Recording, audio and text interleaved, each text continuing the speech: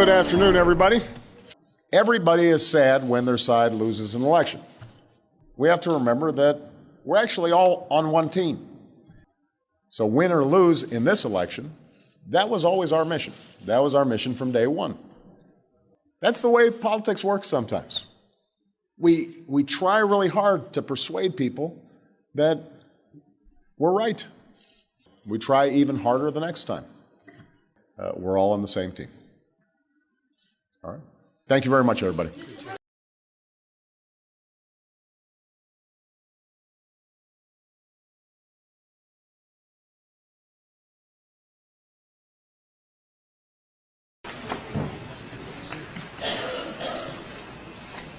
Mr. Curtis, would you please state your full name for the record? My name is Clinton Eugene Curtis. And where do you reside? Tallahassee, Florida. And what is your profession? I'm a computer programmer. Would you please speak into the microphone so the audience can hear your testimony? I'm a computer programmer.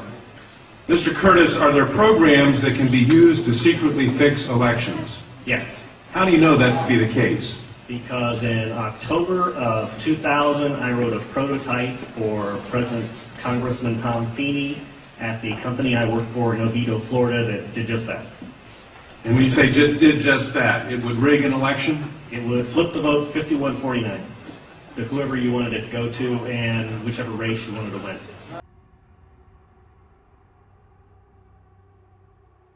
The presidents in America are not elected, they are chosen beforehand. That's a bold statement. That's a bold statement. It says Ronald Reagan was written up in the Webster's Dictionary as the next president of the United States even before the elections were held.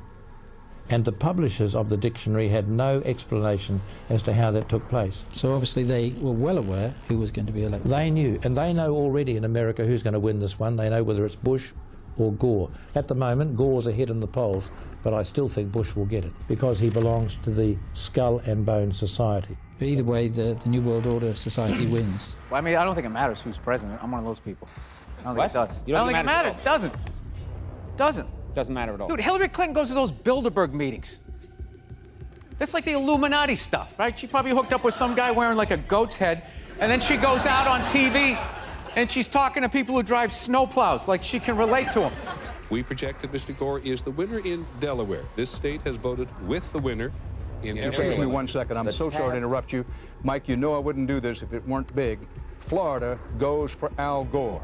It was election night 2000, and everything seemed to be going as planned. In New York, Al Gore is our projected winner. The Garden State is green for Gore. Then something called the Fox News Channel called the election in favor of the other guy. Gotta interrupt you. Fox News now projects George W. Bush the winner in Florida, and thus it appears the winner of the presidency of the United States. Now, what most people don't know is that the man who was in charge of the decision desk at Fox that night, the man who called it for Bush, was none other than Bush's first cousin, John Ellis.